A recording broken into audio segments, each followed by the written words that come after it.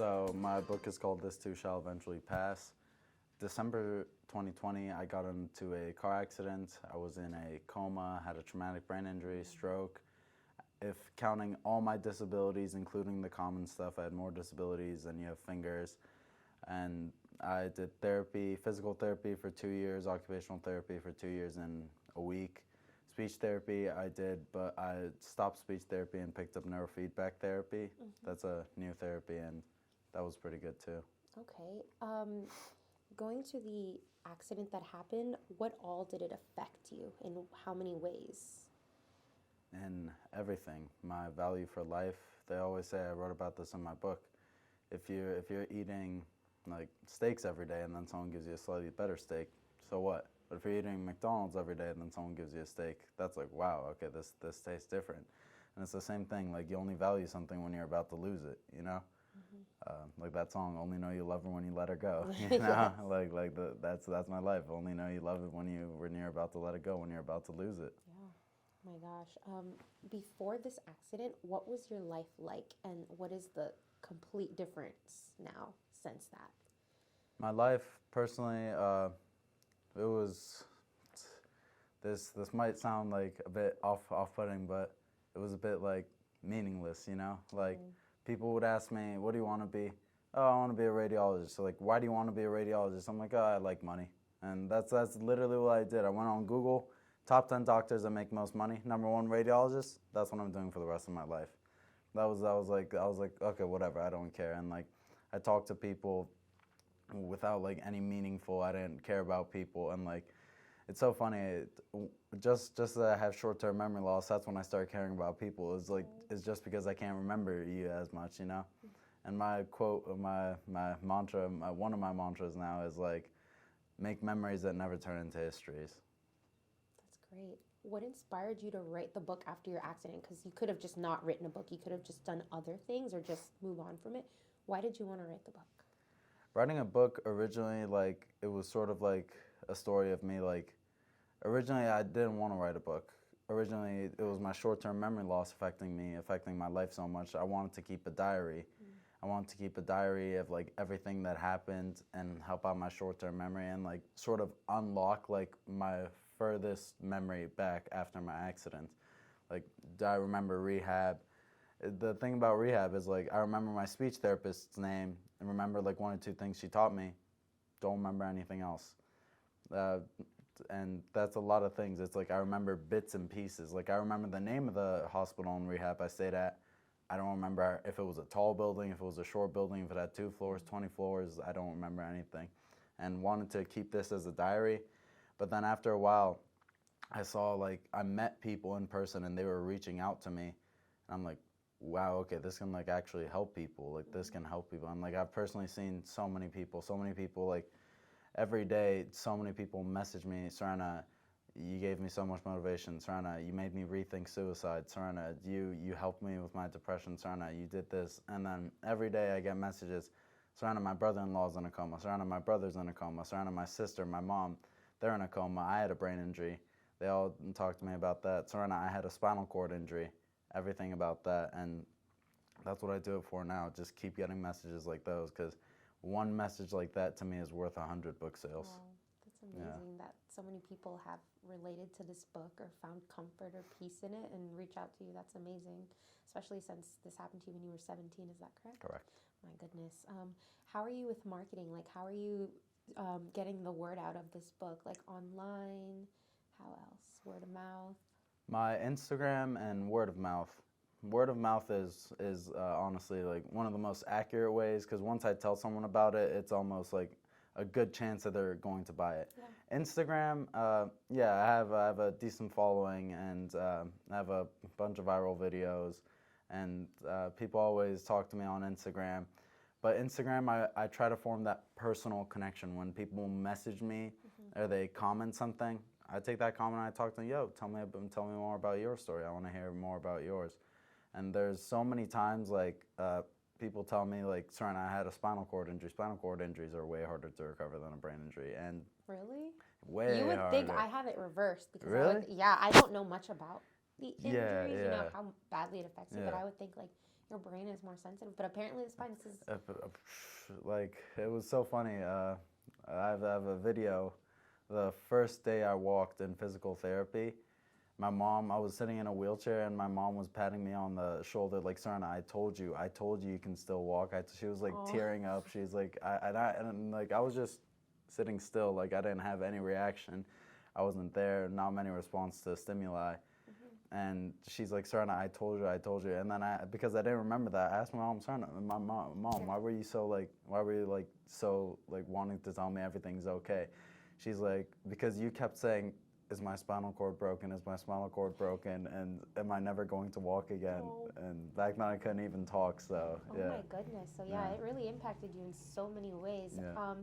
I think I saw online somewhere that you were supposed to like not recover from this, but somehow you did. Definitely. That's wild. Was there any special treatments that help for any listeners who maybe are in that situation and they feel like they don't have any hope? Definitely. And whenever people message me, I hate it when I ask someone something and they give me something general, like, oh, do therapy. Okay, what kind of therapy? Where? What time? How much is too much? As soon as someone messages me, I tell them, okay, get the PONS device, go exactly to this clinic, talk to this doctor, say you know me, say this, say that. If they ask you this, say this. The PONS device might not work for this, might work for this. And the PONS device, it was actually this interesting device. It's PONS stands for Portable Neurostimulator Device, and it goes around your neck, and there's a mouthpiece that goes on your tongue, and the tongue is a conduit to the brain, and that mouthpiece sends electrical impulses from your tongue to your brain, and what that does is it claims to cause neuroplasticity. Wow. But you just don't put it in your mouth and sit down. You have to do physical therapy 6 times a day for 14 weeks, and that's exactly what I did. Twice gait, which is walking, and twice static balance, which is just standing with my feet together, semi-tandem, full tandem, all that stuff. 1 leg balance, static balance, and two sets of meditation. So 2 30-minute meditation, 2 30-minute gait, 2 30-minute static balance, and that was without it, I'd still be in a wheelchair. Oh my goodness. You know? How did you find out about this? Like when you were like, where do I go? What do I do, right? It was so like, and like, it's so funny. Everything I felt hopeless about, as soon as I felt hopeless about something, it was like 3 months of pain. And then just out of random, someone would say, hey, have you ever heard of this therapy? And we're like, what's that? So I was just like so hopeless. I was like, I'm never walking normal again. I'm never running again for the rest of my life. Then my aunt out of nowhere, hey, Sorena, have you heard of this device? And she tells my mom and dad about it. And we actually had to travel to Canada twice. Once to Montreal, once to Toronto. We're in Markham, and then it's near Toronto. And to get the PONS device. And that's, it was just so interesting because like, I was hopeless, and then just out of nowhere, it just, the solution just happens. And then one thing I've learned is that so many things I worry about, I always think whenever I start worrying about something, I always think of the feeling after that worry is over.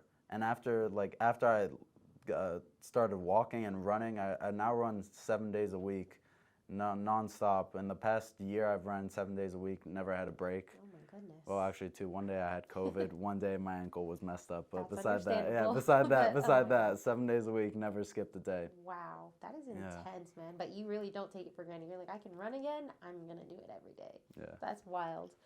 Tell me about the process when it comes to publishing a book. Like, how did you go about finding a publisher, where you could sell it, the illustration, all of that? So illustration done by Johnny over there. It was amazing. We sat down. His skills were amazing on Photoshop. Like, as I was like, hey Johnny, can we fix it? But like, I didn't want to say it out loud because I didn't want him to put another 2 hours into it and then I'm like, hey Johnny, can we fix it? Oh, he's like, done. I'm like, okay, well, that was simple. And yeah, and there we go. That was falling. But you can hold it or put it down. It's okay. let's see. It's gonna stand. Yeah, but it was. There we go. We'll just for authoring, I self-published it. Ah, wow. Yeah, and I had some editors who they didn't actually put their name in the book, hence why it's only me. And it was actually this one person, I call him an angel. He literally saved my life. And I was working at Mission Barbecue, and this man comes up and he orders. And then I was talking with him, and we had a good talk at the cash register. And then back then, my short-term memory loss was really bad, and I was really hopeless. Wow. While he was sitting down and eating, I went up to him like, hey, like, I loved your story. I loved how we talked, but I'm not going to remember your name, because back then I was very negative. I'm like, I'm not going to remember your name because I have short-term memory loss. And I gave him the whole spiel. Like, I was in a coma, brain injury, stroke.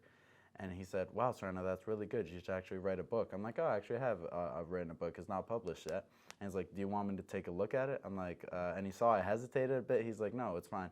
I was an editor for this magazine, editor for that. Wow. He's like, let me take a look at it. And he takes a look at it.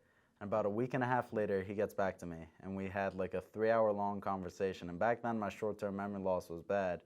But he, like, I completely remember that that's how important his words were for me. Like, I completely remember that 3-hour conversation. Basically, what he told me is, like, Sorena, don't publish this book. You have to do a lot of editing. And after that call, we hung up. And for the first 3 days, I was like, he doesn't know what he's talking about. But then after a week, I read my own book, and I was like, yeah, this is not, like, I don't want to publish this. This is so bad. But I went back and edited it, and I talked about it in my book. And some people said I was like downplaying. I was getting everyone's hopes down because my book can leave a bigger impact. But no, the reason is I talk about change in my book. Like, the book changed. I changed. Everything around you changes. Change brings so many good things, you know? Yeah, that's wild. That's kind of inspiring that you had met somebody who was an editor before and kind of gave you their advice. Like, what were the chances of that? And then you had a book just written that needed some tweaking, but that's really impressive and amazing. Thank you. Where do you see yourself in 5 years? 5 years. Let's see, 5 years. Set to graduate with my associates in about a year or less. By then, I'll probably have my bachelor's. I heard you talk about modeling. Tell us about modeling. that. Yeah, modeling, definitely. Modeling, I want to do it on the side, and I've had so many people talk to me like, Sorena, you should definitely model. Sorena, you should definitely model. And I've had a few photo shoots. I've talked to some model management companies, not model agencies, model management, and they were all interesting. They were all very pleased with what I had, and it's just me finding out who to choose and who to go with, or if I want to freelance modeling. Modeling is definitely a thing, but my mom's gonna kill me for saying this, so I have to keep it on the side, just for mom and dad for now. You know. Yes. Yeah, if it was personally up to me, it'd be my main focus, but obviously school comes first. But it's okay to put it out into the it's universe. Okay. Yeah, it'll be out there. Yes. So anyone wants to sign me, you know where to find me. You know. What is your Instagram and your website? My Instagram is recovering_author, and my website is recoveringauthor.com. Okay. Yep. And then who are you outside of being an author, a student? What do you like to do for fun? Any hobbies? So my interests, I run 7 days a week for 30 minutes. I go to the gym 4 or 5 times a week. I'm trying to decrease that to 3 because there's this, have you heard of Mike Mentzer? How he talks about, there's this bodybuilder, he talks about like doing less reps and less sets and going to the gym less. Wow. And outside the gym, outside all this, the book stuff, I do 7 days a week running. I'm also a behavioral therapist. I give therapy to children on the autism spectrum, ages, the job application said ages 5 to 12. I've had like 6-year-olds, one 8-year-old, one 5-year-old. Yeah, they're all around that age of 6. Yeah. That's amazing. Tell us about that job. Tell us like how you help kids out and what they usually come to you for, without like saying their names. Obviously. Yeah. HIPAA. Yeah, I can't say their names. Yep. But it's amazing. Like after I was applying for the jobs and I saw it and I'm like, what? No way. And then I was like, this okay, I'll apply for it. And like a week later, they contacted me, and like I was expecting them to say, like, Sorena, you thought you were getting in. You don't have a degree. You don't have a license. You really thought you could be one of us. And like I really couldn't believe it. I'm like, I get paid to do this. Like I'll do this for free. You know, it's so much fun.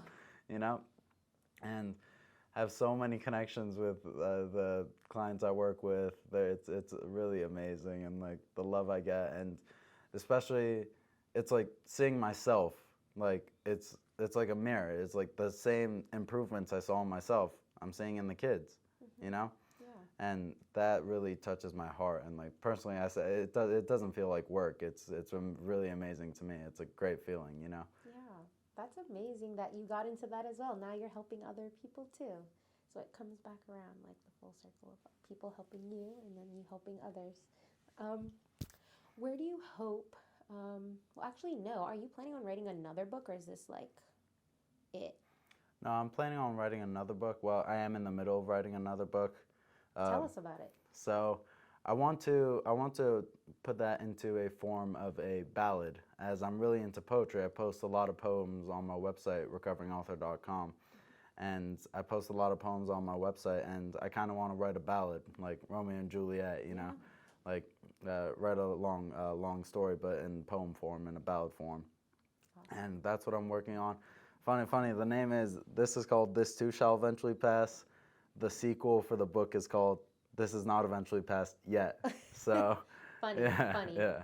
You put some thought behind Yeah, it. put some thought, yeah, you know, because it's so true. Because in this book, it was all about physical disabilities, disabilities with my vision. Oh, they're out the way. Oh, guess what? You have short-term memory loss now. After every single uphill battle I had, there was always another uphill battle. Like I never for a second recovered from physical disabilities. Great. I didn't sit down for a second onto my visual disabilities. Every single second I was doing something. Every single second I had a new problem. There was never any time for rest, and that's well, I don't want to say I want rest, because I always talk about staying hungry. You know, if you're full, you don't care where your next meal comes from. But if you're hungry, you're always looking around for your next meal, always looking to improve yourself. Yeah, You know. that's right. Yeah. Where can people find this book? Is it available on Amazon or through your website? It's available on Amazon, on all Amazon marketplaces. Actually, I had friends in the UK purchase it. Oh, wow. Yeah, That's yeah. amazing. What was the process like putting your book on Amazon for anybody or any listeners listening and they're wondering how to get their stuff on there? Self-publishing on Amazon is rather easy. It's pretty straightforward. Self-publishing with Dale is who I went forward with. He has a bunch of tutorials, bunch of marketing tips, a bunch of everything to help you, and it was step by step, you know, and everything. And originally, it was a rocky road, because I published the book. I published the wrong version, so I was missing 4 chapters, and there was the opening words and the closing words, so 6 sections of my book were missing. But luckily, by the time I changed it, I only had like 20 book sales, and I just started messaging people, and like Amazon doesn't say who bought my book.